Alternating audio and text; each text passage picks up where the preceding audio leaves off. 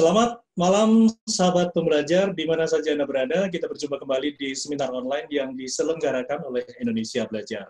Indonesia Belajar adalah sebuah media untuk belajar yang berisi motivasi, inspirasi, dan pengetahuan dari para narasumber terbaik Indonesia.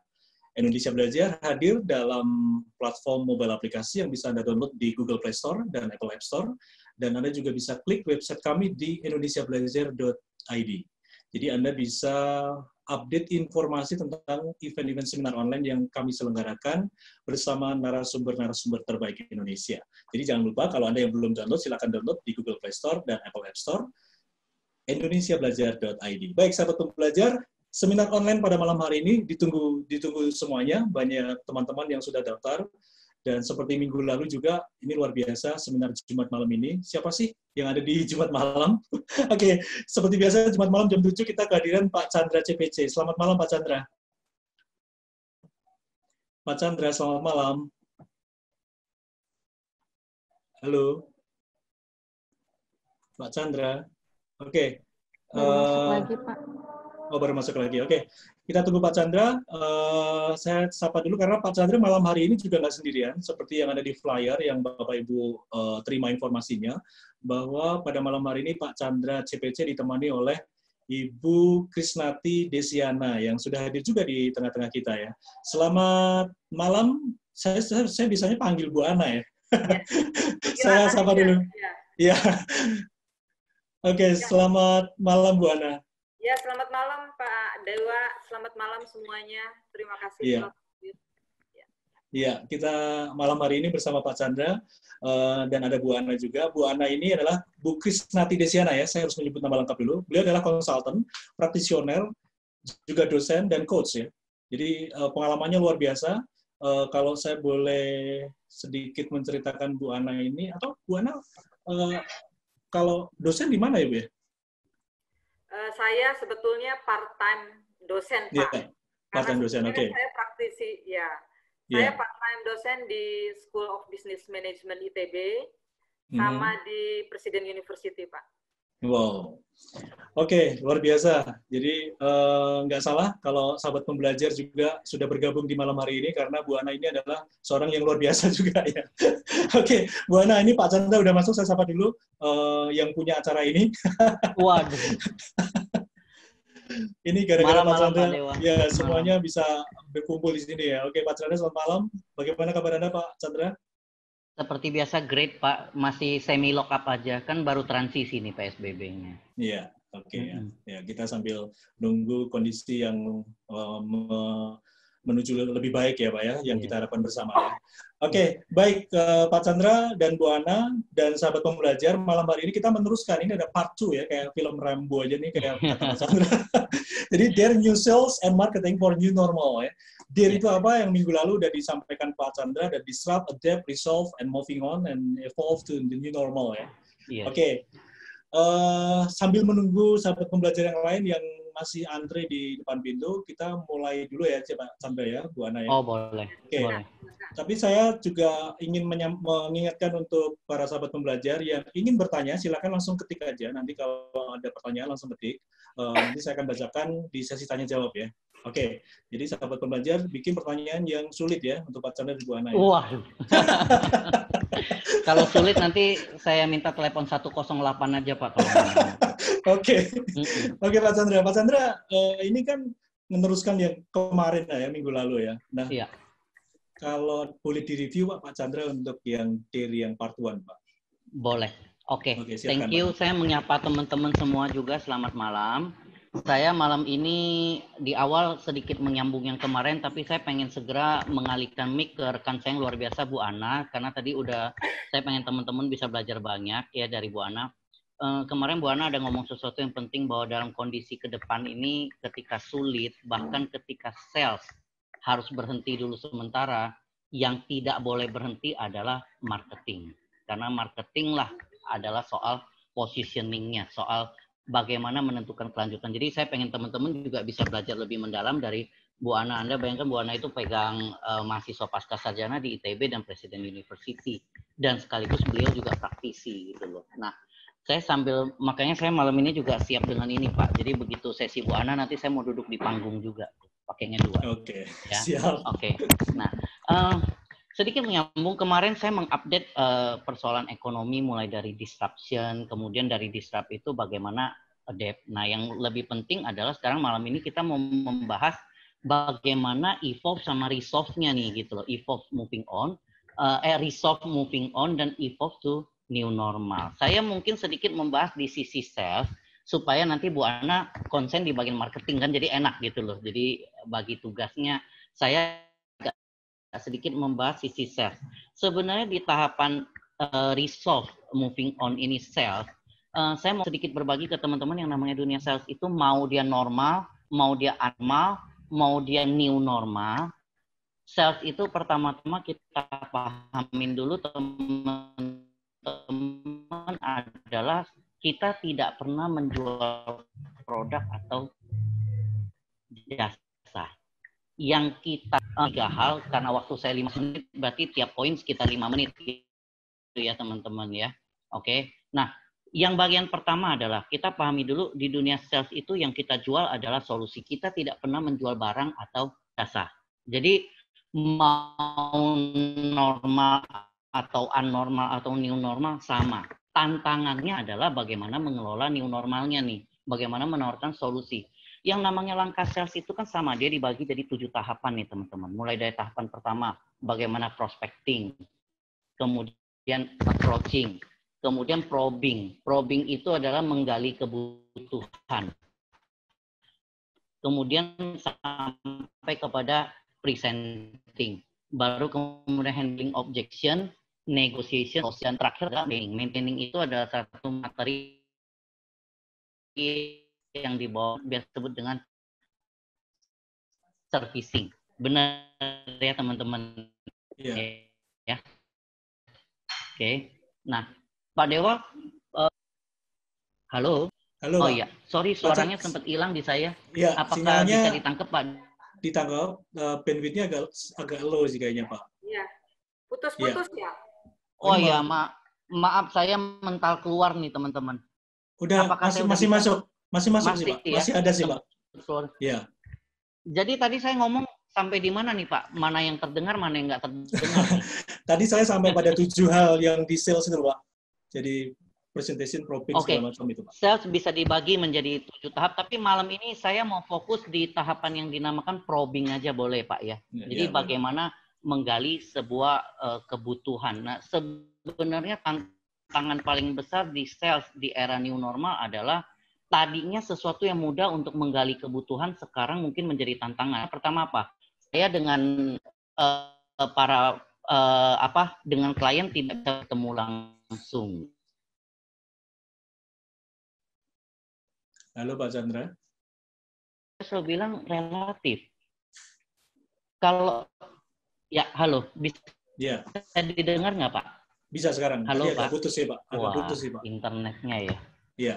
Kalau informasi yang saya terima bandwidth-nya ya. Ada gangguan sinyal. Bisa didengar Pak? Bisa sekarang Pak. Silakan Pak, lanjut Pak. Iya nih. Oke. Nah, oke, saya sambil melanjutkan ya teman-teman. Sorry kalau ada gangguan signal ya. Kendala menjual itu kalau ditanya menjual itu sulit atau mudah itu kalau di probing atau menggali kebutuhan masalahnya diare. Kita bisa menawarkan solusi diapet itu kan menjual nggak sulit, benar nggak Pak Dewa? Ya teman-teman ya, ini yang paling sering saya pakai di kelas training, sebuah analogi sederhana. Yang susah itu kalau yang di probingnya itu diare, yang kita tawarkan OBH gitu loh. Nah itu menjual susah sekali. Nah sehingga tantangan di new normal adalah bagaimana memasak sebuah solution. Nah memasak solusi versi singkat. Kita lihat, saya gunakan peragaan sederhana nih Pak Dewa. Jadi new normal kan seperti ini, benar nggak teman-teman? Ini adalah tampilan new normal. Jadi saya sekalian menggambarkan nih, PSBB dilonggarkan, Senin udah mulai ngantor. Ini saya pakai begini, suaranya kedengaran jelas kan Pak Dewa, teman-teman? Dengaran Pak, dengaran Pak. Oke. Nah sekarang kita lihat dari sisi pandangan sales. Halo? Iya Pak, silakan Pak, masih kedengaran. Sorry, tiba-tiba kalau tiba-tiba diem saya suka bingung nih, saya ngomong sama komputer atau sama Silakan Pak. Teman-teman, ini gambaran. Begitu kita bertemu klien, gambaran sales seperti sekarang, kalau dilihat secara sederhana orang akan mengatakan, berarti penjualan lipstick pasti drop. Benar nggak Pak Dewa? Iya. Ya apa yang mau di lipstick gitu loh. Berarti penjualan yang akan meningkat adalah eyeshadow, kemudian apalagi namanya, mungkin yang bulu mata kayak onta itu yang panjang itu, yang biasa dipakai Jessica. Nah itu yang mungkin akan tren. Oke. Iya, iya. Kalau melihat sampai di sana, berarti kalau kita cuma mikir, Pak, berarti kalau jualan lipstick susah dong. Enggak begitu. Kalau Anda punya alternatif, oh Pak, kalau gitu bisnis kita rubah aja jadi maskara atau bisnisnya eyeliner. Iya, kalau bisnisnya bisa berubah. Kalau enggak, apakah kita terus stop jualan? Nah, probingnya ini bagaimana ke customer, kita mesti bisa menggali ke customer. Apakah Ibu kalau pakai begini, ketemu klien meeting, apakah tidak pernah dibuka gitu loh. Nah, contohnya nih Pak, saya semenjak kemarin begitu coba keluar, berapa kali mau minum kopi suka hampir lupa. Jadi kalau nggak konsen tuh bisa lagi begini, kopi diminum, nah itu jadi masalah tuh. Berarti ketika mau minum kopi kan ini mesti dibuka juga, benar kan? Nah, disitulah bagaimana kita lewat probing dan presenting yang tepat, meyakinkan customer bahwa loh, lipstick itu tetap dibutuhkan. Tapi mungkin warnanya yang nggak sengejreng, misalnya pakai yang warna ungu lagi gitu loh. Karena takutnya lagi begini dipikir keracunan karbon monoksida atau gimana gitu loh Pak. Nah, jadi tantangannya adalah bagaimana memasakkan sebuah solution, itu yang pertama. Jadi bukannya langsung merubah seluruhnya, tetapi merubah pendekatan ke customer sehingga mereka mengerti. Justru mungkin dicari lipstick yang warna matte, yang nggak terlalu kinclong, one kiss off supaya nggak mau nempel di masker. Tapi tetap dibutuhkan. Tahapan disitulah. New normal itu tantangannya bagaimana menyambungkan probing dengan presenting. Jadi kalau saya kemarin aja di normal aja di Perumnas, saking saya mendalami probing teman-teman terus bilang saya Bapak Probing Indonesia. Nah tantangan kita ke depan ilmu probingnya mesti lebih dalam lagi nih teman-teman. Jadi saya nggak tahu mungkin nanti di versi baru sebutannya udah Datuk Probing gitu loh, bukan Bapak Probing lagi. Ya kita nggak tahu.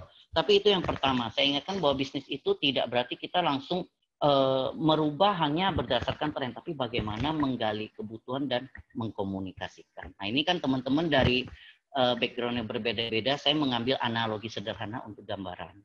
Yang kedua Pak, teman-teman semua, yang perlu dipikirkan yang agak sulit tantangannya di new normal adalah proses selling. Proses sellingnya itu harus bisa berubah ke sisi customer. Kita harus bisa mengikuti sisinya customer, experiencing-nya. Nah itu tantangannya kembali probing juga nih teman-teman.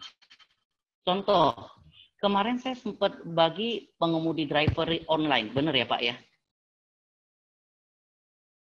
Iya Pak. Halo Pak Chandra. Oh ya, sorry, ya. Tiba-tiba pause, jadi masih kedengar yang saya bawakan terakhir tadi ya Pak ya? Iya, driver online ya.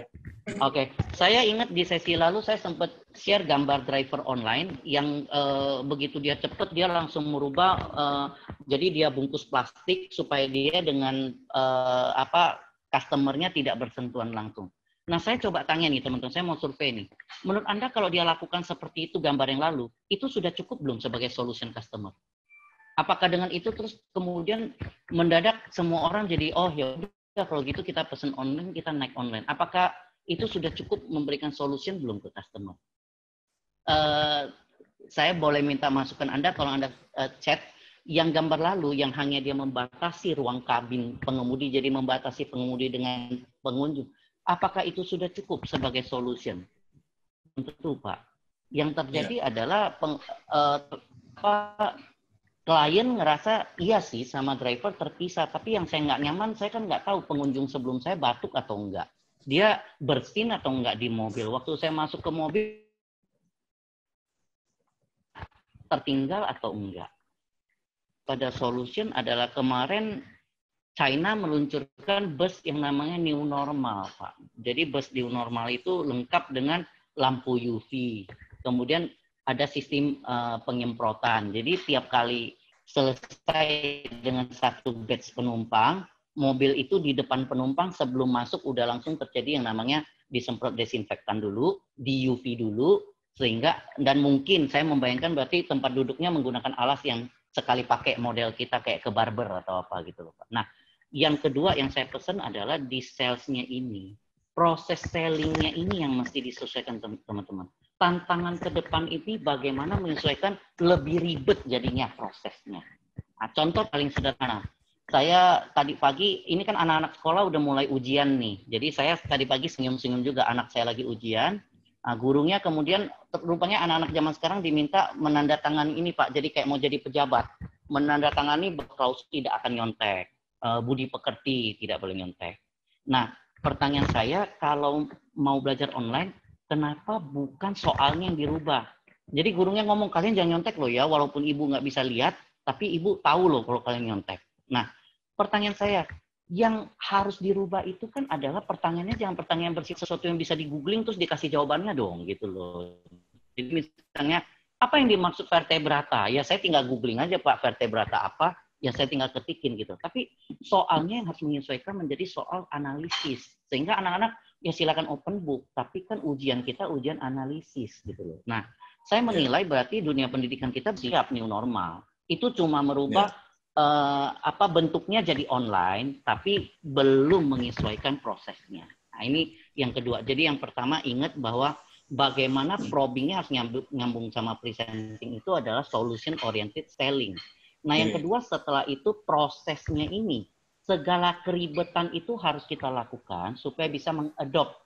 Sehingga new normal ini banyak bermain di bagaimana menyesuaikan proses.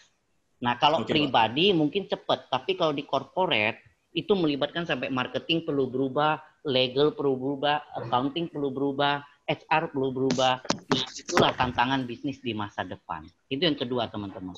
Nah, yang ketiga, supaya nggak terlalu lama, 5 menit lagi aja supaya bisa ke Bu Ana habis ini.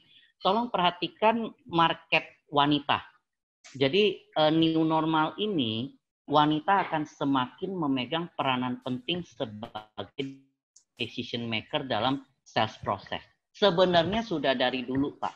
Jadi, Bapak, Ibu, udah dari dulu yang namanya wanita itu menentukan penjualan. Tetapi di new normal akan lebih menentukan lagi. Survei membuktikan bahwa seluruh konsumsi rumah tangga tidak ada yang tidak memerlukan keterlibatan wanita. Rumah tangga. Jadi, konsumsi rumah tangga di dalamnya pasti keputusannya ada dipengaruhi atau ditentukan oleh wanita. Tapi banyak sekali ya keputusan pembelian rumah tangga yang tidak perlu pria. Nah, ini gambaran sederhana nih. Yang namanya Pak Dewa kalau datang ke Gias, begitu datang ke IMS lihat mobil, ditanya sama SPG cantik. Bapak kalau mobil suka mobil yang seperti apa Pak? Oh, saya mau mobil sport, two-seater, convertible, atap bisa buka. Begitu dengar two-seater, istri di samping langsung nanya Pak, two-seater gua sama anak-anak duduk di mana? Oke. Itu yang berakhir biasanya kenapa ujung-ujungnya pulang belinya ya kijang lagi itu Pak. Oke Pak. Gitu loh. Nah itu satu. Nah jadi wanita akan semakin menentu. Saya melihat pergeseran market ini sekarang bahkan dari yang berbentuk Tokopedia, Bukalapak dan lainnya udah masuk ke grup WhatsApp. Dan di grup WhatsApp itu saya kemarin dikasih tahu oleh istri saya bahwa wah sekarang banyak sekali tawaran untuk menjadi reseller. Nah reseller itu kenapa? Di situlah kita perlu mempersonalisasi brand. Jadi brand itu harus turun jadi personal dan bagaimana menyentuh wanita. Ya banyak sekali kebutuhan rumah tangga yang nggak perlu pria Pak. Jadi kalau istri nanya sama Pak Dewa, menurut kamu lipstikku warnanya mau yang fuchsia atau yang matte? Saya yakin Pak Dewa bilang itu terserah kamu aja. Aku mah nggak tahu lipstik gitu loh. Yang penting jangan nempel, bener nggak Pak? Nah, itu aja. Jadi dari saya malam ini 3 hal yang saya ini. Yang pertama, tantangan new normal adalah bagaimana memasak solution. Jadi probing sama presentingnya harus nyambung. Yang kedua adalah proses sellingnya dan jasa kita sampai dikonsumsi itu. Halo Pak Chandra. Nih, sepertinya putus lagi ya? Marketing, karena wanita yang akan makin menentukan keputusan pembelian di masa depan. Nah, kira-kira dari saya begitu. Ya, Oke, Pak Chandra, terima kasih Pak ini Dewa. sudah diberikan untuk review sekaligus ada beberapa hal ya yang kita ingatkan untuk kita saya bagaimana. rasa karena sinyal saya juga agak jelek, saya pengen segera ke Bu Ana, boleh nggak Pak Dewa? Ya, Jadi nanti biar saya terlibat Pak. lagi Ya, ditanya. Pak. Oke, Pak. Ya. Oke, Pak Chandra, suaranya terputus. Oke, langsung kita ke Bu Ana ya, Bu Ana. Bu Ana sudah siap sih. Tadi sudah kita mendengarkan ya, sahabat pembelajar, review dari Pak Chandra dan sedikit beberapa hal untuk dicatat yang penting untuk menuju new normal. Oke, Bu Ana silakan. Oke, kalau saya Pak pakai slide, jadi tolong izinkan saya men-share screen sedikit sebentar ya. Oke, silakan Bu. Oke, sahabat pembelajar, sambil menunggu Ibu Ana menyiapkan screen-nya, Anda bisa bertanya, silakan langsung tulis chat di Zoom group chat ya. Oke, silakan Bu Ana. Oke, Pak Chandra. Jadi mungkin saya mengulang dikit aja. Dare marketing itu kan ada tadi disrupt, adapt yang sudah dibawakan oleh Pak Chandra. Dua lagi, resolve dan evolve akan saya bawakan. Apa yang dimaksud resolve? Resolve itu sebetulnya merumuskan atau merencanakan cara baru, karena new normal itu adalah keteraturan baru, gitu ya. Nah, apa sih yang dimaksud keteraturan baru? Kita tahu, kita semua nanti ke depannya akan pakai masker, kita juga harus berjarak, kita juga harus kalau sakit tidak boleh ke kantor, tidak bersalaman, terus harus mandi kalau kita dari luar rumah. Itu new normal yang kita hadapi ke depannya. Tapi pada saat bersamaan, new normal pun adalah perubahan perilaku konsumen. Tadi Pak Chandra sudah mengulas mengenai perubahan perilaku konsumen itu. Apa yang dimaksud perilaku perubahan konsumen? Kalau dari saya, dari hasil riset yang saya bawa dari Kantar Indonesia, bahwa menurut data, perilaku konsumen Indonesia itu sangat terpengaruh karena COVID-19 ini. Pertama, disruption oleh hampir 50% masyarakat itu sangat dirasakan. Sehingga mereka semakin hemat. Ya, bagi mereka perencanaan keuangan semakin penting. Terus berbelanja juga, dari hasil riset mengatakan mereka berbelanja lebih untuk disimpan. Karena mereka ketakutan untuk untuk sulitnya menemukan bahan pokok terutama, gitu ya. Kemudian mereka tapi pada saat yang bersamaan mereka juga optimis bahwa apabila COVID sudah berlalu, itu akan kembali normal. Itu optimisme dari mereka. Nah, perubahan perilaku konsumen juga yang terjadi adalah bahwa kecenderungan meningkat, karena ini riset dilakukan 4 kali, bahwa kecenderungan meningkat, bahwa tinggal di rumah makin tinggi, belanja online makin banyak, belajar online makin banyak juga, dan mereka juga memutuskan untuk tidak keluar kota atau tidak mudik. Nah, saya juga sharing sedikit yang dari McKinsey. Ada data dari McKinsey bahwa mereka bilang gitu ya, bahwa mereka akan mengurangi belanja hampir di semua kategori. Kecuali untuk makan minum, snack, keperluan anak-anak, kebutuhan rumah tangga, personal care, dan hiburan. Kemudian dari riset juga mengatakan bahwa konsumen mencoba aktivitas digital baru. Jadi kayak hari ini, kita belajar online, berobat online, conference online. Itu yang dilakukan oleh sebagian besar masyarakat Indonesia di new normal ini, gitu ya. Nah, saya akan loncat bagaimana brand merespon terhadap perilaku konsumen ini, gitu ya, perubahan perilaku konsumen ini. Karena kembali kita selalu menggaungkan new normal, new normal, new normal. Tapi kita tahu nggak new normal itu kayak seperti apa? Nah, makanya tadi kita melihat ada keteraturan baru dan perilaku baru. Itu yang namanya. Nah, karena perilaku yang berubah, maka kita sebagai marketer, para sales dan marketing kan konsumen. Pak Dewa kasih kasih tahu saya kalau putus ya, Pak. Gimana, Bu?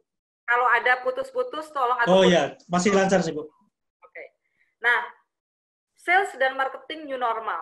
Sales marketing new normal itu secara singkat kurang lebih seperti ini. Bahwa kita harus melihat peluang, karena di setiap kesulitan pasti ada opportunity. Gitu ya. Kita harus percaya kalau orang marketing dan sales, bahwa selalu ada peluang untuk memenangkan persaingan. Itu yang pertama. Tapi untuk melihat peluang itu, apa yang harus kita lakukan? Nah, menurut apa yang saya lihat juga, bahwa keputusan marketing atau sales itu harus berdasarkan data atau research. Karena gini, kenapa kita perlu memperhatikan lebih banyak riset dan data hari ini? Karena kita semua nggak ada yang punya pengalaman terhadap new normal ini, Pak. Sebelumnya kita tidak punya pengalaman. Sehingga kita harus cari data sendiri, gitu ya. Kita harus mencari data sendiri atau riset sendiri terhadap perilaku konsumen, gitu ya. Jadi selalu mengambil keputusan marketing atau sales berdasarkan data atau research. Dan ketiga, dengan kita melihat data research, kita menemukan peluang, maka kita pun diperlukan kreativitas atau inovatif untuk program-program marketing. Kembali, program marketing yang lalu mungkin nggak cocok untuk program marketing hari ini. Gitu ya. Kemudian kita pun kalau perlu mengadakan kolaborasi dengan company lain, kolaborasi dengan brand lain, atau yang kita suka namakan co-branding. Itu juga bisa dilakukan untuk new normal ini. Nah, yang paling penting juga adalah menyesuaikan program marketing, schedule, dan pesan komunikasi di saat ini.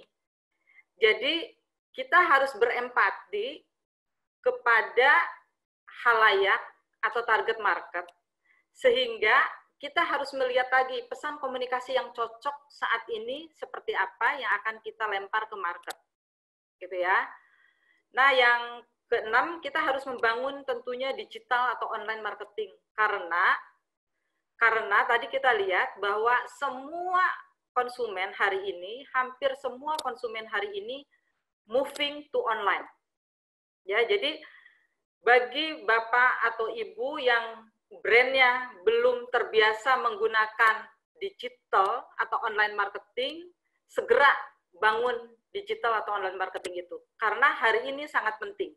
Gitu ya. Kemudian lakukan tracking dan analisa data agar brand tetap relevan. Makanya kenapa tadi saya bilang data itu penting untuk strategi kita new normal, supaya kita bisa tracking perubahan perilaku ini dari bulan ke bulan, sehingga tetap relevan di target konsumen. Itu yang paling penting. Nah, saya juga sering ditanyakan oleh banyak orang, gimana yang berhubungan dengan budget? Apakah hari ini tuh budget harus dipotong? Gitu ya. Nah, kalau dari saya mengerti kondisi hari ini adalah kondisi tidak baik untuk semua perusahaan. Sehingga biasanya yang paling pertama dipotong adalah budget marketing. Ya. Nah, kalau itu harus dilakukan, maka dari saya, saran saya adalah jangan dipotong rata semua program, kayak don't make sweeping to the market budget tuh benar. Karena apa?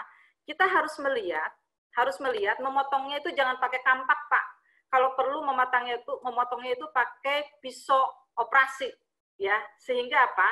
Kita bisa tahu mana budget yang benar-benar harus dipotong, mana budget yang memang bisa dihilangkan sama sekali, tapi mana budget yang harus ditambah. Misalnya contoh, hari ini, kalau kita mau move semua ke online, karena memang perilaku konsumen hari ini ke sana, gitu ya, maka kita harus spend more budget for online. Itu udah pasti, gitu ya. Tapi dari mana budget itu? Karena kan kita semua tahu, semua budget sekarang dipotong, gitu ya. Nah, makanya tadi saya bilang, jangan motong rata. Mungkin kita bisa aja melihat ada budget yang sama sekali kita hilangkan untuk dipindah ke online. Tapi ada juga budget yang dipotong, gitu ya. Nah, itu jadi gunakan budget marketing dengan efektif, sesuai dengan target market, sesuai dengan perilaku konsumen. Terus yang selanjutnya, kita tetap konsisten itu diperlukan untuk pesan komunikasi. Saya selalu bilang, kalau hari ini brand kalian komunikasinya merah, itu harus konsisten bahwa kita melakukan komunikasi brand itu warnanya merah, gitu ya. Jangan hari ini merah, besok biru, besok kuning, karena itu tidak akan menjadikan positioning dan brand Anda masuk ke benak konsumen, karena konsumen bingung gitu loh. Maka konsisten itu tetap diperlukan pada saat posisi atau keadaan hari ini, gitu ya. Konsisten dan jangan menyia-nyiakan marketing program yang telah dilakukan sebelumnya. Kalau kalian tidak konsisten, maka budget yang sudah dibuang sebelumnya akan hilang karena tidak konsistennya, gitu ya. Dan terakhir, karena kita semua pada posisi yang sangat sulit, gitu ya, bahwa berpikir positif bahwa kita bisa itu penting. Tapi tidak arogan, tidak mengabaikan message-message yang menyebabkan orang panik. Jadi kita tetap harus berempati di saat kondisi hari ini. Jadi lihat pesan-pesan komunikasi kita supaya bisa disesuaikan dengan kondisi hari ini. Itu dari sales marketing angle ya. Tapi saya juga mau masuk ke digital karena semua sekarang bilang bahwa digital is very important gitu ya. Nah, hari ini yang paling mudah adalah manfaatkan sosial media untuk komunikasi dengan konsumen. Karena kita tidak bisa berhadapan dengan konsumen hari ini, maka sosial media menjadi sangat penting untuk tetap dapat informasi dari konsumen. Atau tadi yang Pak Chandra bilang probing. Untuk supaya probing itu, kita biasanya bertemu. Nah, hari ini karena kita tidak bisa bertemu, maka sosial media sangat penting untuk melakukan komunikasi dengan konsumen. Ya. Kemudian, pastikan produk dan jasa dapat ditemukan secara online. Jadi, kalau semua pemegang brand hari ini, pastikan bahwa produk dan jasa dapat ditemukan online, karena semua udah moving online, gitu ya. Terus, tentunya kita harus selalu, karena kreatif, inovatif perlu, karena harus berbeda atau terdepan dibandingkan kompetitor. Tadi perlihatkan empati yang dapat meringankan konsumen melalui program-program sales, misalnya program bundling, special diskon, itu mungkin sangat bermanfaat untuk target market yang loyal hari ini, gitu ya. Nah, terus di digital marketing kita tahu juga bahwa kita ada search engine optimization kalau di Google gitu ya. Nah, hari ini karena orang tidak bepergian gitu ya, maka gunakan strategi near me atau lokal SEO. Ya, jadi misalnya kalau kita bisa kerjasama dengan dengan Google misalnya atau dengan pengiklan, bahwa kita bisa naruh iklan tapi dikliknya locally. Jadi kalau misalnya saya mencari sesuatu karena rumah saya di Jakarta Selatan, maka cukup keluar sesuatu yang ada di daerah Jakarta Selatan. Gitu ya. Demikian juga, jadi nggak perlu misalnya kalau saya klik Jakarta Selatan, keluarnya nanti ada di Tangerang gitu loh. Itu nggak, sekarang itu mungkin harus dikurangi, karena nggak efektif juga. Orang tidak bepergian. Kemudian, layanan delivery itu sangat penting hari ini, karena kita harus mencari cara untuk tetap menjaga kontak dengan konsumen. Itu juga penting. Ya. Terus hindari pesan komunikasi yang dapat meningkatkan kepanikan. Karena pesan komunikasi yang tadi saya bilang harus tetap optimis, harus tetap positif dalam kondisi hari ini, walaupun kita sepanik apapun, tapi tidak boleh diperlihatkan kepada konsumen kita. Ya. Nah, yang terakhir, coba Bapak-Bapak hari ini, mumpung banyak waktu, Bapak-Ibu review terhadap desain dan pesan komunikasi di web atau sosial media hari ini. Karena bisa jadi sudah tidak relevan. Dan hari ini kesempatan untuk meng-adjust, meng-adapt semua pesan komunikasi supaya relevan untuk hari ini. Nah, mungkin itu yang paling inti yang saya harus sampaikan, karena waktu kita juga nggak banyak. Nah, yang saya akan masuk hari ini ke evolve, yaitu evolve itu bagaimana prakteknya, gitu ya, bagaimana prakteknya dari semua yang tadi saya sudah jelaskan, bagaimana sih prakteknya. Nah, saya ambil best practice yang sudah dijalankan oleh beberapa brand, contoh Coca-Cola sama Burger King. Hari ini dia udah mengadjust message-nya, misalnya contoh kayak Coca-Cola, staying apart is the best way to stay united, gitu ya. Nah, terus Burger King kan biasanya home of the Whopper. Sekarang dia coret of the Whopper-nya jadi stay home. Ini salah satu contoh. Contoh bagaimana kita beradaptasi, message kita beradaptasi dengan situasi hari ini. Itu dari promosi. Kemudian dari produk. Dari produk kita juga bisa melihat hari ini, gitu ya, banyak misalnya kopi, kalau kita dulu ke Starbucks, kalau kita dulu ke tuku, hanya punya kemasan yang kecil, mereka kreatif hari ini melihat peluang bahwa orang tidak keluar dan tidak datang ngopi, tapi mereka take away atau delivery ke rumah. Sehingga mereka menyajikan satu kemasan yang 1 liter yang bisa diminum bersama-sama. Ya. Kemudian kita juga ngelihat ini ada yang melihat peluang kayak Nivea. Nivea melihat peluang hari ini hand sanitizer sangat penting. Maka dia juga launch produk hand sanitizer. Ya. Nah, ini salah satu contoh untuk produk. Kemudian di place, tadi saya bilang delivery is a must hari ini. Karena kita ngelihat tukang sayur hari ini juga bisa di WA untuk delivery home. Ya. Semua sekarang, kemarin saya beli meja, beli kursi ke S Hardware, itu pun diantar ke rumah. Jadi belinya lewat online, diantar ke rumah. Nah, ini semua sekarang lagi mencari jalan semua untuk tetap berkomunikasi, tetap berjualan, walaupun toko mereka harus tutup. Gitu ya. Jadi mereka melakukan delivery ke rumah. Nah, ini ada juga saya lihat kemarin social distance sangat penting. Jadi restoran pun menyesuaikan. Restoran pun menyesuaikan dengan hari ini bahwa ada beberapa restoran yang di bawah itu yang di Belanda. Karena Belanda itu banyak sekali restoran di pinggir sungai. Nah, hari ini mereka melihat kayak rumah kaca. Padahal itu isinya meja dan orang untuk makan.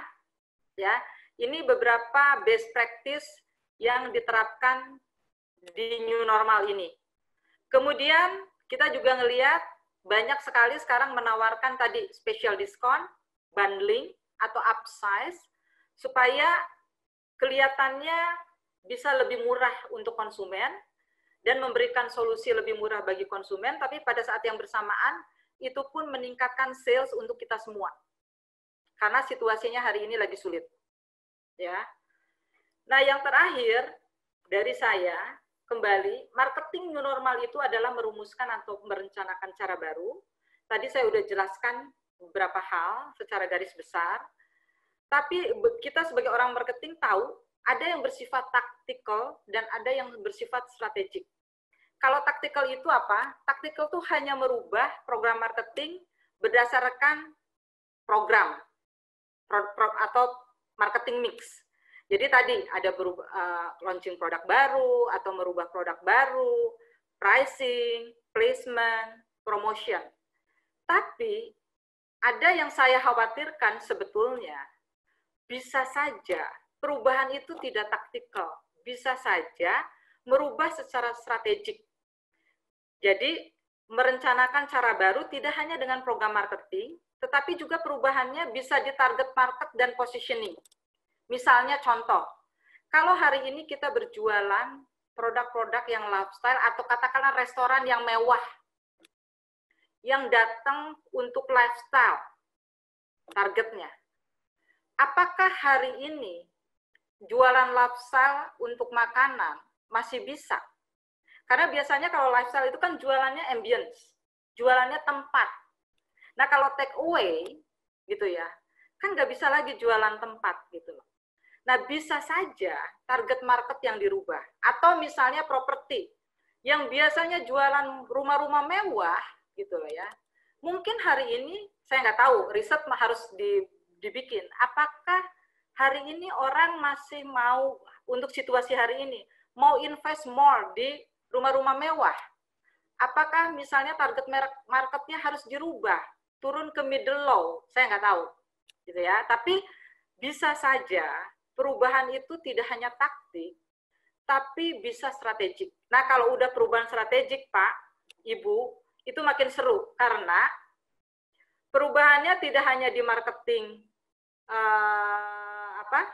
activity marketing dan target market, positioning, segmentasi, tapi bisa juga ke sales team-nya, bisa juga ke human capital-nya, bisa juga ke operation-nya, bisa ke service-nya.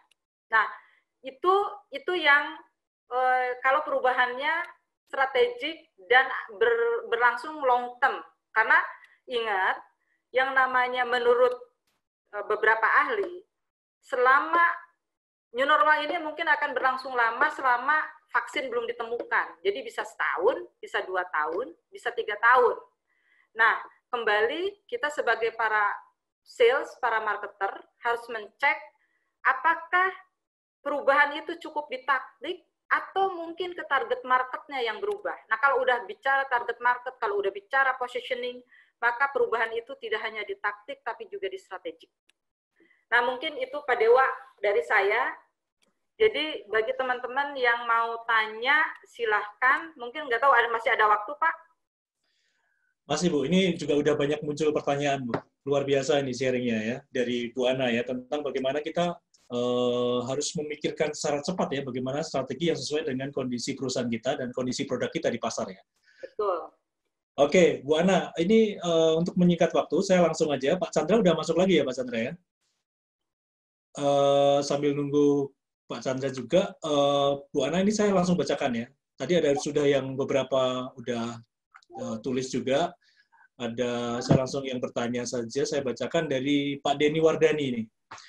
Pak Denny bertanya, BOD meminta agar setiap departemen melakukan cost reduction agar P&L-nya tetap terjaga untuk sales dan marketing department.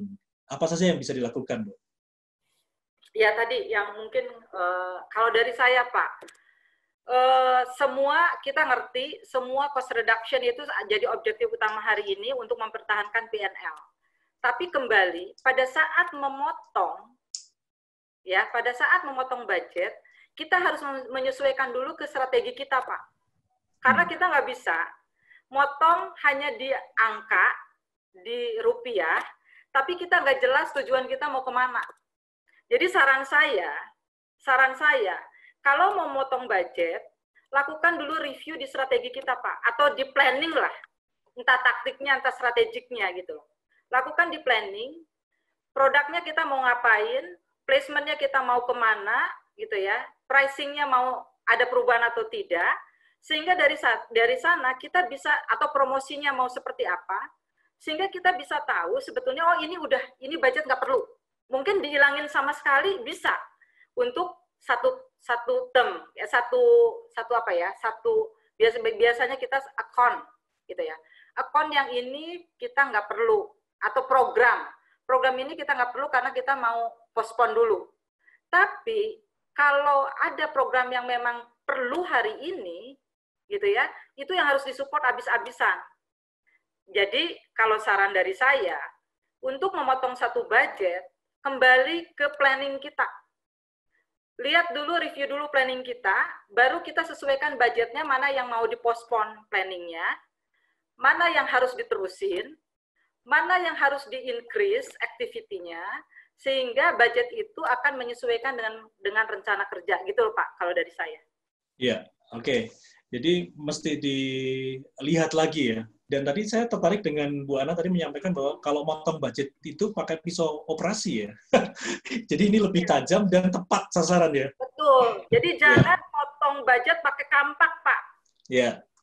Tapi pakailah pisau operasi supaya lebih detail, lebih teliti, lebih tepat sasaran. Karena pengalaman saya, karena saya juga praktisi sama Pak, ya. Pengalaman kita biasanya company itu kalau hari ini panik, udah panik, pokoknya potong, kalau nggak usah keluar uang, nggak usah keluar uang. Tapi kan persoalannya kalau kita nggak keluar uang, membantu salesnya nggak? Karena kalau tidak membantu salesnya turun juga PNL-nya tetap nggak dapat, Pak. Oke, mungkin Pak Dewa, saya boleh jamin Pak Dewa. Oke, Pak Chandra. Iya, itu penjelasan Bu Ana bagus banget supaya jangan pakai kampak tapi pakai pisau bedah. Sebagai gambaran, salah satu alternatif menggunakan pisau bedah adalah di sesi lalu waktu Disrupt dan Adapt, saya sempat share bahwa marketing mindset-nya harus berubah dari produk menjadi bagaimana collaboration. Bagaimana tadinya place atau salon distribusi udah mesti ngomong community engagement. Nah, contoh menjawab pertanyaan tadi, saya setuju dengan Bu Ana adalah jangan asal angkanya aja yang di-cut, tapi bagaimana memenangkan collaboration dengan cara bagaimana menggabungkan idle capacity, Pak. Saya kasih gambaran sederhana dan ini masih dari contoh yang lalu, teman-teman. Ingat gak yang saya cerita soal Freshbox sekarang menggandeng Bluebird, Pak? Ya. Jadi ini di bulan Maret awal PSBB, Maret akhir awal April lah sampai pertengahan April, ini pengalaman teman saya sendiri, dia pesen Freshbox, nyampe ke rumahnya dia marah-marah Pak, karena pesennya Senin, nyampenya Jumat gitu loh. Jadi sayurnya udah warna kuning, udah itu, dan dia sempat cerita ternyata pelayanan mereka bagus. Saya komplain, saya foto sayurnya, ini mah sayur udah nggak bisa dimasak, udah jadi kuning. Kenapa? Karena Freshbox masih mengandalkan mobil delivery milik mereka sendiri, Pak. Jadi perusahaan menghadapi order yang luar biasa besar, tapi sumber daya terbatas. Nah, ketika collaboration dilakukan, idle capacity digabungkan, sekarang saya tiap kali pesan Freshbox, sayurnya bener, we bring freshness from field to your kitchen. Tapi yang nganterin ya Bluebird gitu loh Pak. Jadi artinya bukan marketing programnya yang main asal dikampak, tapi menggunakan pisau bedah. Yang dimenangkan adalah collaboration dan idle capacity-nya. Nah, saya menambahkan di situ, gitu Pak. Oke, Pak Chandra, Bu Ana. Oke, semoga Pak Denny terjawab ya. Oke, jadi harus hati-hati ya. Jadi harus tepat sasarannya. Oke, saya lanjut lagi ya. Ini langsung saya bacakan yang dari Pak Denny. Thanks Bu Ana. Yang jelas perpanjangan pajak billboard tahun ini diminta tidak diperpanjang karena budgetnya mahal banget. Oke, semoga segera didiskusikan ya di tingkat perusahaan Pak Denny ya. Saya lanjut ke Pak Sembodo Budi Harto ini, Pak Chandra Bu Ana. Bu Ana, kita tahu di kondisi saat ini semua bisnis menuju ke digital, online marketing. Apa strategi yang harus dilakukan untuk memenangkan kompetisi di pasar? Oke Pak, kalau dari saya Pak, memang pengalaman saya, online pun tidak mudah. Maksudnya gini Pak, online pun harus punya strategik di online marketing, ya. Karena apa? Kembali kita harus punya, kalau kita istilah kerennya landing page.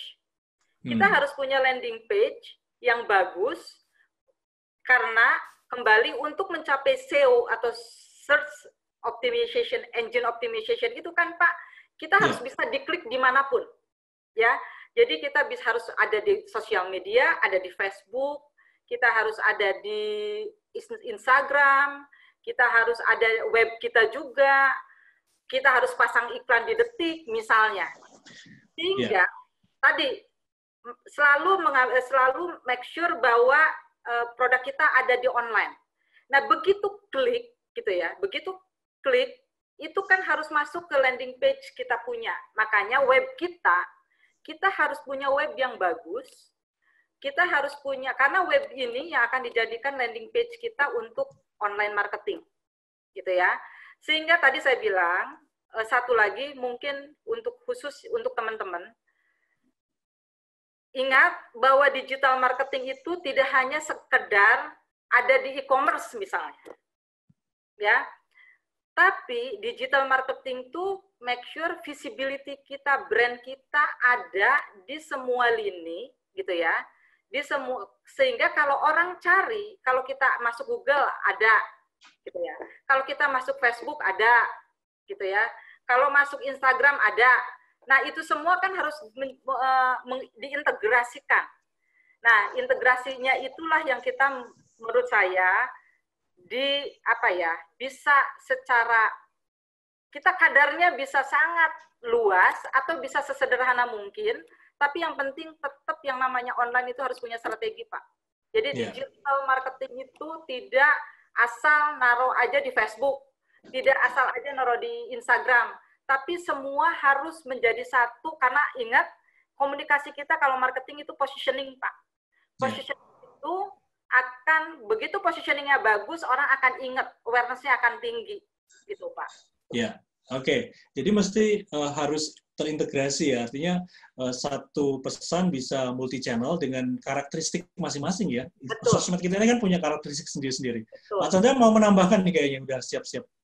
Iya, saya setuju banget sama Bu Ana bahwa digital itu tools, Pak. Jadi digital itu tools, intinya adalah tools itu di dapur, pisau ya bagaimana cara pakainya yang menentukan. Nah, salah satu hal yang sangat menentukan adalah boleh dicermati teman-teman perkembangannya, kalau saya nggak salah membaca, WhatsApp pun akan menjadi sebuah marketplace yang luar biasa gitu loh. Jadi even Mark Zuckerberg merasa bahwa dia sangat tertinggal ketika dia melihat apa yang terjadi dengan WeChat di China. Karena WeChat itu menjadi sebuah ekosistem di mana orang kalau udah masuk nggak perlu keluar lagi. Karena mau main game boleh, mau beli lagu. Jadi WeChat itu gabungan dari Zoox ya ada, Spotify ya ada, Tokopedia ada, Blibli ya ada, gaming juga ada. Nah, ini yang sekarang dikelola. Jadi maksud Bu Ana adalah bagaimana menjadikan ekosistem supaya kita itu bisa ditemukan dan orang bisa langsung bertransaksi. Gambaran ke depan digital itu branding akan menjadi personalization, Pak. Jadi brand Anda boleh disebut brand XYZ, tetapi perlu ada Pak Dewa yang mengelola XYZ di community itu. Makanya sekarang marketplace itu lucu, Pak. Marketplace itu per kompleks perumahan ada marketplace-nya, Pak. Dalam bentuk apa? Grup WA, Pak. Dan di dalam itu yang dijual apa aja? Palu gada. Apa lu mau? Wah, ada zaman sekarang. Nah, itu. Itu aja yang saya tambahkan, teman-teman. Oke. Luar biasa nih, Pak Chandra dan Bu Ana. Semoga terjawab ya, Pak Sembodo tadi ya. Saya akan baca lagi dari Pak Insa Situmorang. Selamat malam, Pak Insa. Bu Hinsa ini, Pak. Bu Hinsa. Oh, Bu Hinsa ya. Oh, maaf. Bu Hinsa ya. Bu Insa bertanya, untuk membangun digital online marketing itu kan butuh budget yang besar. Bagaimana dengan perusahaan yang produknya mungkin tidak terlalu efektif menggunakan platform digital? Misalnya oli, lubricants, di mana perilaku konsumennya masih lebih ke offline purchase, dan ganti oli langsung di bengkel daripada beli online dan ganti oli sendiri di rumah. Bagaimana seharusnya di masa transisi dan masa new normal ini nanti? Oke, Bu Ana dulu atau Pak Chandra dulu? Dari saya bentar ya, Bu. Pak, Oke, kebetulan silakan, saya sebelumnya bisnis oli juga. Iya, saya lihat di CV-nya Ibu. Oke. Memang gini, tadi saya betul bahwa pada waktu kita spending budget, kita harus melihat perilaku konsumen juga, saya setuju. Ya. Untuk beberapa segmen bahwa atau beberapa kategori produk, online itu hanya belum di situ. Tapi riset saya terakhir, dengan new normal ini, gitu ya, pembelian melalui online meningkat, gitu ya. Pembelian melalui online meningkat. Jadi saya ingat kalau dulu kita riset paling pembelian online tuh hanya masih di bawah 5%, Pak. Tapi terakhir itu sudah di atas 10%. Jadi menurut saya betul investasi itu tidak harus jor-joran, karena tetap kalau menurut saya key influencer juga kalau di bisnis-bisnis tertentu penting ya. Misal kayak obat masih butuh dokter, kayak oli masih butuh mekanik. Itu menurut saya itu yang nggak boleh hilang. Itu tetap nggak boleh hilang. Tapi kita harus investasi for the future. Karena kita nggak tahu. Kan saya tadi bilang, new normal itu kita belum pernah punya pengalaman. Siapapun belum pernah punya pengalaman di new normal ini. Sehingga pertama yang saya saran yang harus dilakukan adalah keep track dengan perilaku konsumen. Lakukan aja riset-riset kecil yang tapi rutin, misalnya per 2 minggu atau per bulan. Kita ngelihat apakah kita punya perilaku konsumen kita berubah atau enggak. Kalau berubah, ya seiring dengan pertambahan perubahan perilaku, maka investasi pun ditambah. Kalau menurut saya ya, investasi pun ditambah dan kita ngelihat apa yang berubah. Misalnya, bisa jadi hari ini karena yang namanya toko tergantung konsumen, tergantung perilakunya berubah, mungkin push programnya agak dikurangi untuk di-switch ke untuk di-switch ke digital. Misal, contoh, itu bisa saja dilakukan. Maka tadi saya bilang ini berkaitan juga dengan apa yang namanya dengan, karena new normal itu perubahan perilaku. Ya, kita harus sepakat dulu. New normal itu adalah perubahan perilaku. Kita semua nggak punya pengalaman tentang new normal ini. Maka riset itu, data itu sangat penting untuk men-track perubahan perilaku. Nah, kita ikutin aja. Kalau perilakunya nambah, di situ pembeliannya melalui online, maka kita harus berpikir bahwa ke depannya, our future, at least for next 2-3 years, mungkin di situ, Pak. Sesudah 3 tahun, begitu vaksin ditemukan, saya nggak tahu. Mungkin berubah lagi. Gitu loh. Oke. Jadi saya itu. Oke, terima kasih Bu Ana. Pak Chandra ada tambahan untuk menjawab pertanyaan dari Pak Bu Insa?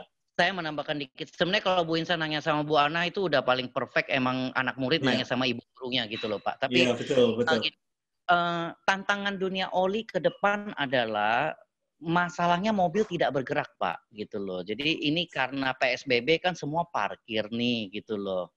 Jadi sebenarnya bagi industri otomotif, oli adalah recurring business. Lebih seksi jual oli daripada jual mobil. Karena kalau jual mobil kan hanya 1 kali, habis itu 5 tahun nggak ganti mobil.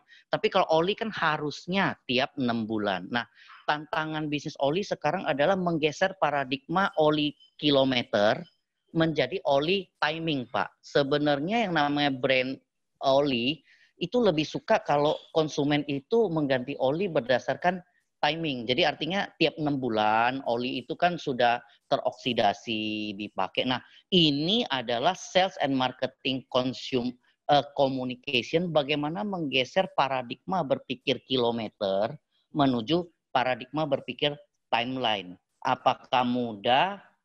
Tidak mudah. Tapi disitulah tantangan merubah yang namanya promotion menjadi conversation, Pak. Nah, itulah tantangan ke depannya. Oke, Bu Insa, semoga terjawab ya dengan jawaban Pak Chandra dan Bu Ana ya. Jadi tetap harus dicari terus riset-riset kecil tentang perilaku konsumen, khususnya untuk industri yang Ibu geluti ya. Oke Pak, ini waktunya sudah lewat, tapi ada satu pertanyaan yang harus kita baca dan kita jawab ini, biar clear ya. Ada Pak Indra Yutanto, prediksi 1 sampai dengan 2 tahun ke depan, beberapa industri bisnis bisa jadi belum bisa langsung pulih, atau bahkan beberapa industri akan mati suri sampai vaksin COVID ditemukan. Apa syarat suatu industri dikatakan boleh berubah arah bisnisnya? Dan bagaimana profesi sales marketing agar tidak tergantikan, karena saat ini 4.0 semakin mengancam profesi sales marketing karena semua tergantikan dengan engine sales marketing search. Oke. Silakan. Kalau ini bagian Pak Chandra yang menjawab. Oke, gantian Pak Chandra dulu. Silakan untuk Pak Indra. Padahal saya baru mau ngomong ini bagian Bu Ana karena pertanyaan sulit ini, Pak. Gitu. Apa jadi bagian saya nih? Nah, gini Pak, perubahan yang normal kita nggak berani mengatakan bahwa semua kita punya jawabannya. Saya kembali benar, ini kondisi yang belum pernah dihadapi. Tapi saya melihat bahwa akan terjadi shifting, bahwa kalau di industri utamanya belum bisa jalan, kemungkinan besar substitusinya atau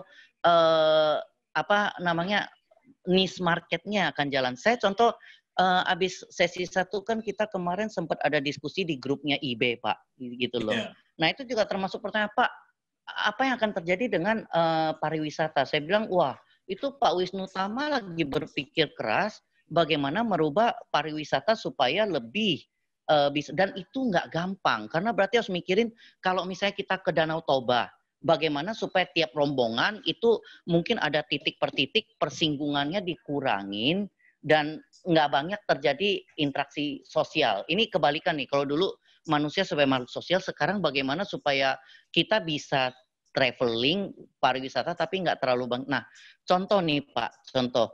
Yang terjadi adalah kemarin Pak Jokowi dan Pak Wisnu Tama bicara, kemungkinan besar ini menurut Pak Jokowi, Salah satu yang akan berkembang ke depan adalah staycation.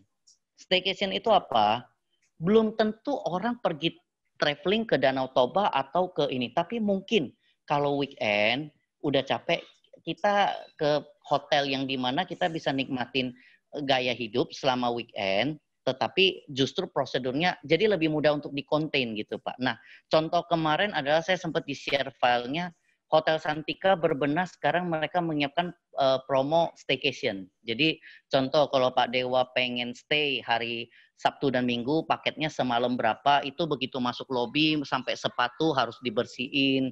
Terus bagaimana di dalam selama Bapak menikmati fasilitas-fasilitas, tidak ada jam-jam tertentu di mana kita nggak banyak berinteraksi.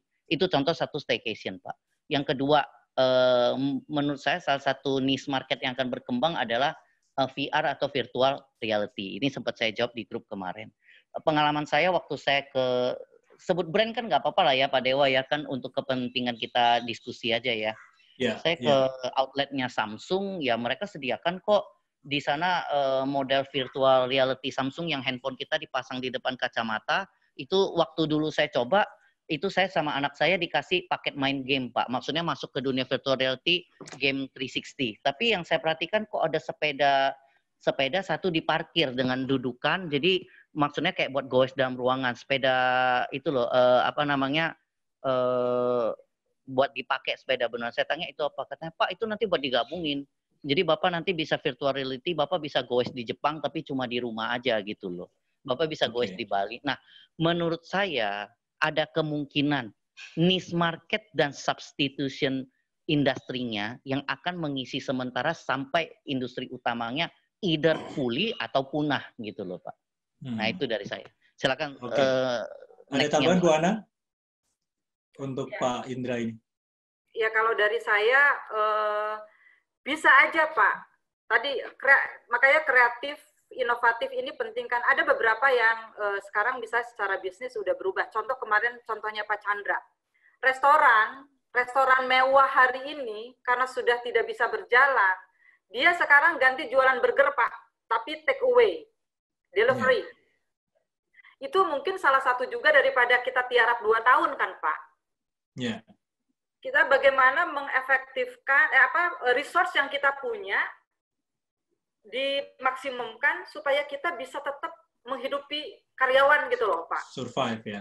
Ya, survive, betul. Nah, itu yang menurut saya, yaitu bagian dari disrupt dan adapt, itu di situ, Pak.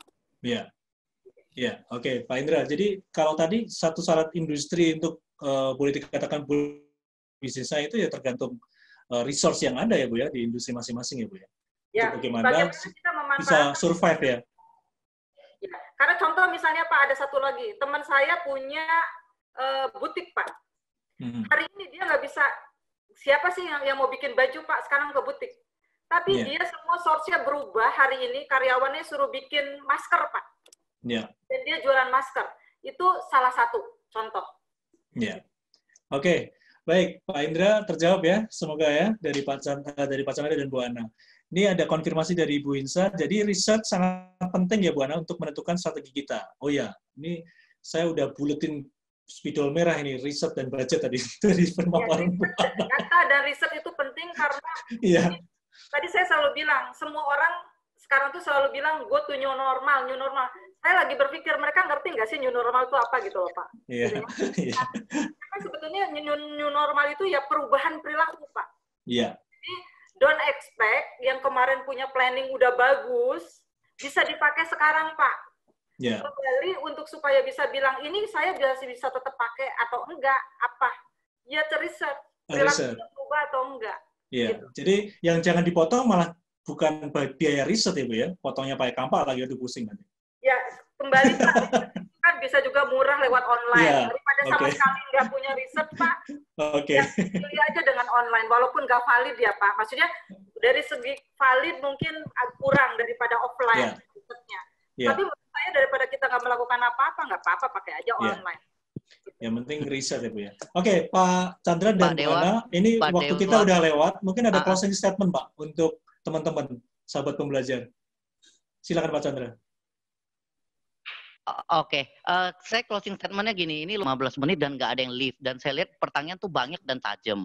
Yeah. Saya menawarkan gini aja Pak, kalau memang teman-teman masih banyak pertanyaan dan ini belum saya bersedia kok sama Bu Ana, abis ini kita bikin aja sesi IG live khusus untuk hanya tanya jawab gitu loh. Jadi kita kan punya grup IB yang kemarin, yang isinya itu. Nah, sebagai penutup closingnya saya rasa gini aja, kalau teman-teman masih punya pertanyaannya semua tolong dimasukin di grup, tapi kita tidak akan menjawab di grup karena nanti jari keseleo gitu loh Pak kalau coba jawab di grup. Jadi nanti kalau memang benar banyak pertanyaannya, kita akan bikinin jadwal IG live aja. Nah IG live kita ngobrol kayak gini tapi khusus hanya untuk menjawab pertanyaan itu. Itu saran dari saya, itu ide dari saya. Kalau teman-teman mau, ayo kita manfaatin grupnya. Itu aja closing statement dari saya, Pak.